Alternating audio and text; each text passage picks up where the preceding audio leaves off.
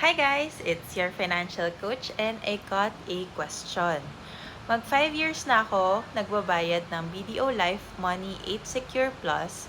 Paano po hindi ko itutuloy magbayad? Ibabalik pa kaya nila ang pera ko?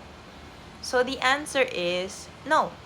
Remember, when you purchase an insurance policy, you need to read the contract or have it explained to you properly by the agent because any insurance plan is a long-term commitment. So, for a traditional life insurance policy, you accumulate a cash value. The cash value increases for each year that you pay your policy. So if you decide to terminate your traditional life insurance plan, you will only get the cash value of your policy. Remember that insurance is a service. They commit to giving you and your beneficiaries a large amount of money compared to the premium that you give to the company.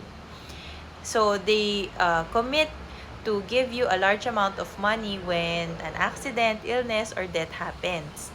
So, this is a risk management service. You pay for this service. And the biggest risk for life insurance companies is on the first few years of the policy.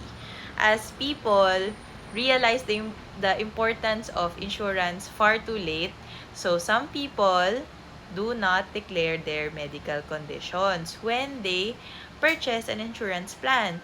So, the largest charges are taken on the first few years of your life insurance plan. Okay, so I hope this is clear. So, no. Depending on the insurance plan that you purchase, withdrawing early will not give you all the premiums that you have paid back to the company. So, it would depend on the cash value of your traditional life insurance plan. So, I suggest that you read the contract so that you know how much is the cash value. Because it will depend on your age, it would depend on the premium. It is unique to your policy. Okay, so I hope this helps and let me know if you have any more questions. Bye!